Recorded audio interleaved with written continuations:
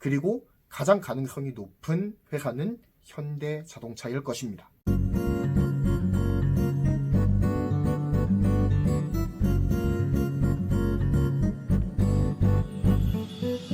2020년 9월 20일 니콜라의 창업자 겸 CEO인 트레버 밀턴이 전격 하임했습니다. 니콜라 모터스는 밀턴이 먼저 자발적으로 하임을 제안하고 이사회가 이를 수락했다고 밝혔습니다. 물론 트레버 밀턴이 니콜라 모터스의 지분 약 20%를 아직도 소유하고 있기 때문에 최대 주주 신분에는 변화가 없습니다. 그렇지만 경영 일선에서 완전히 물러나고 이사회에서도 아예 제외됐습니다. 트레버 밀턴이 이렇게 사임을 하면서 후임 이사회의 의장으로는 스티븐 거스키 전 GM 부사장이 선임이 되었습니다. 거스키 신임 의장과 공동 CEO였던 마크 러셀 체제로 니콜라의 수뇌부가 재편되었습니다. 니콜라발 폭풍은 국내 증시에도 악영향을 미쳤습니다. 9월 21일 현재 니콜라의 1억 달러 직접 투자를 했던 하나솔루션의 주가는 전일 대비 7.4%가 급락한 우선주 같은 경우에는 낙폭이 훨씬 더 컸습니다. 9.96%나 빠졌어요. GM의 얼티엄 배터리를 공동으로 개발해서 니콜라와 간접적인 관계를 맺고 있는 LG화학도 이번 폭풍을 피해가기는 힘들었습니다. 5.86%가 떨어진 62만 7천 원에 거래를 마치게 되었습니다. 공매도 회사 힌덴버그 리서치가 쏘아올린 작은 공은 대포가 되어 미국과 한국의 증시를 강타하고 있습니다. 힌덴버그 리서치가 제시한 문제점은 약 3가지 정도입니다. 첫 번째로 니콜라가 언론에 공개했던 수소트럭 콘셉트카 니콜라 1은 실제 수소전지로 구동한 것이 아니라 언덕에서 굴러 내려오는 것을 찍은 것이라는 문제 제기입니다. 밀턴 CEO는 심지어 이 의혹에 대해서 일부 인정하기까지 했습니다. 해당 영상은 니콜라의 수소전지 트럭 니콜라 1의 콘셉트카가 기동하는 모습을 담고 있어요.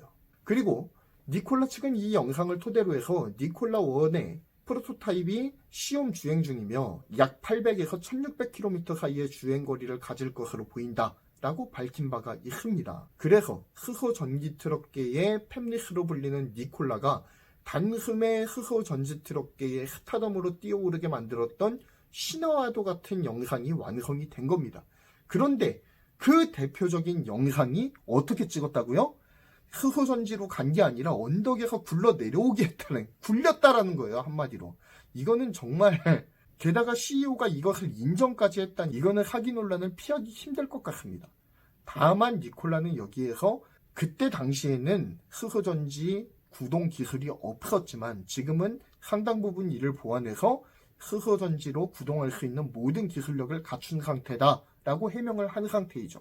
힌덴버그발 두 번째 의혹은 니콜라가 자체 수소전지 생산 역량을 갖추고 있다라고 말을 했지만 실상은 타사에서 받은 제품의 상표만 가려서 니콜라의 수소전지인 것처럼 둔갑시켰다라는 주장입니다.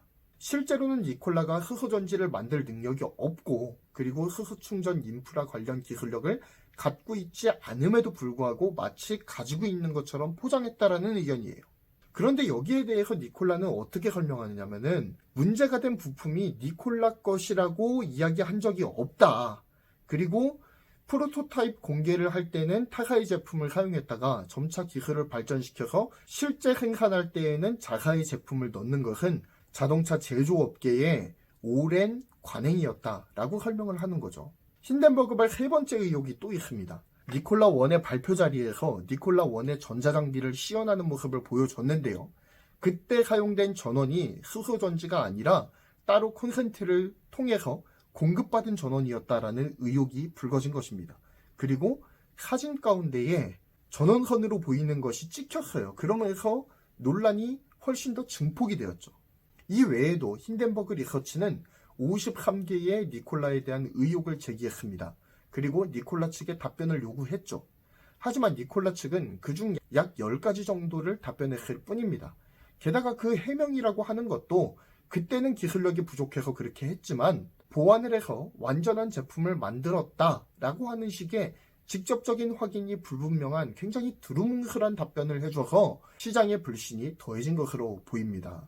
현재 니콜라의 사기 혐의는 미국 증권거래위원회에서 조사에 착수한 상태입니다. 또한 미국의 법무부도 관련 조사를 시작한 것으로 알려져 있죠. 그렇기 때문에 지금 니콜라의 상태는 설상가상이라는 사자성어가 떠오르는 상태인 거죠. 니콜라와 힌덴버그 리서치와의 싸움은 트레버 밀턴 CEO가 사임을 하고 니콜라의 주가가 바닥을 치면서 공매도 세력의 승리로 돌아가는 형국입니다. 자, 그렇다면 이렇게 공매도 세력에게 큰 한방을 맞은 니콜라는 향후 어떻게 돌아가게 될까요? 장기적으로는 사기 논란을 일으킨 트레버 밀턴 CEO가 경영 일선에서 완벽하게 물러났기 때문에 CEO 관련 리스크가 사라졌습니다. 그렇기 때문에 그동안 밝혀왔던 계획이라든지 로드맵들이 실제 이행될 경우 니콜라의 전망이 아주 나쁘다고만 볼 수는 없다라는 의견이 있습니다. 그 주장의 근거는요, 니콜라가 자사의 설계 역량을 바탕으로 구축한 GM, 보쉬, 이베코, CNH 인더스트리얼 등 단단한 생산 네트워크를 갖췄는데 이 생산 네트워크가 아직 깨지지 않고 있다는 데에서 그 근거를 찾고 있는 것이죠. 만약 니콜라가 가진 역량이 모두 사기였다면 굴지의 기업들이 니콜라와 같은 신생 스타트업을 붙잡고 있을 리 만무하겠죠. 그래도 니콜라가 가진 핵심 역량만큼은 미심쩍은 면이 있다고 하더라도 붙잡고 갈 가치가 있다라고 여겼기 때문에 지금 맺어져 있는 생산 얼라이언스를 깨지 않고 유지 중이라고 보는 것이 타당할 것입니다. 이 부분에 대해서는 니콜라가 해명을 하면서 밝혔어요. 엄청난 실사를 다 통과를 했다라는 거예요. 그렇기 때문에 생산 얼라이언스 자체는 문제가 없고 니콜라의 핵심 역량도 건재하다라는 것이 니콜라 측의 주장인 것이죠. 한간에서는 이런 얘기도 떠돌고 있는데요. GM이 단기적으로는 니콜라발 악재의 최대 피해자가 될 수도 있겠지만 장기적으로 보면 최대 수혜자가 될 수도 있는 상황이다 라는 이야기도 들리고 있습니다. 사실 현재 수소 전기 트럭을 실제로 생산해서 양산을 해서 판매할 수 있는 역량을 갖추고 있는 회사는 현재까지는 현대자동차가 유일합니다. 독일의 다임러사가 수소전지 트럭 젠 H2의 개발 전략을 발표했을 뿐이에요. 그런데 그 개발 전략도 언제 발표했냐면 9월 7일에 발표를 합니다. 며칠 되지도 않았죠. 아직 한 달도 지나지 않은 거예요. 생산 역량이 갖춰져 있을까요? 개발이 끝났을까요? 아직도 개발 진행 중입니다. 그러니까 다임러사가 젠 H2를 실제로 생산하기까지는 꽤 긴 시간이 흐를 수밖에 없다라는 거죠. 반면 현대자동차 같은 경우는 수소전지 트럭 실물을 이미 시험 생산을 해서 스위스에 10대를 납품해버린 상황이죠. 누가 뭐라고 하더라도 수소전지 트럭 분야에서만큼은 현대자동차가 선두에서 달리고 있는 것이 사실입니다. 그런데 GM이 니콜라와 함께 수소전지 픽업 트럭인 베저의 생산을 공식화하면서 수소전지 차량을 생산할 수 있는 인프라를 준비할 수 있게 되었습니다. 이제 니콜라의 설계도를 바탕으로 생산 설비를 갖추어서 실제 생산에 들어가면 GM에서도 픽업 트럭에서부터 대형 트럭에 이르는 수소 트럭 라인업을 구축하는 데에 큰 도움을 받을 수 있는 길이 열렸다는 거죠. 이런 측면에서 볼 때 GM이 니콜라에 투자한 것이 지금은 정말 큰 악재처럼 보이지만 장기적으로 봤을 때는 신의 한 수라는 이야기가 나오고 있는 이유입니다. 또한 주목해서 보아야 될 것이 또 있습니다. 니콜라는 사기 논란으로 큰 어려움에 봉착해 있는 것이 사실입니다. 그렇지만 수소 전지 차량 시장은 결코 죽지 않았다라는 포인트가 있는 거예요. 즉 현재 유럽을 필두로 한 환경 규제 정책들은 계속해서 심화됐으면 심화됐지 완화될 가능성은 거의 제로에 가깝습니다. 이는 점점 더 전기차의 시대와 수소전지 트럭의 시대를 앞당기는 기폭제로 작용할 가능성이 커요. 니콜라가 CEO의 부풀리기와 일부 부도덕한 꼼수들로 인해서 어려움에 처했을 뿐이라는 거죠. 수소 경제가 가진 폭발력은 아직도 유효하다라는 게 포인트입니다. 아니, 더 강력해졌으면 강력해졌지 시들해지지 않을 거예요. 그러므로 니콜라 사기 논란은 수소전지 트럭 업계에 단기적으로는 악재로 작용할 가능성이 큽니다. 하지만 전체적인 산업 측면에서 보자면 오히려 사기 논란으로 인해 저평가되어 있는 이때가 곧 기회라고 볼 수 있지 않을까라는 생각을 해보게 되는 것이죠. 특히 현재 대형 수소 트럭의 선두주자가 되어버린 현대자동차 같은 경우에는요, 지난번에 스위스로 수출한 대형 흐흐트럭 엑시언트의 기술 완성도를 높여서 대량 양산 체제를 단기간에 구축을 완료하겠다라고 천명한 상태입니다.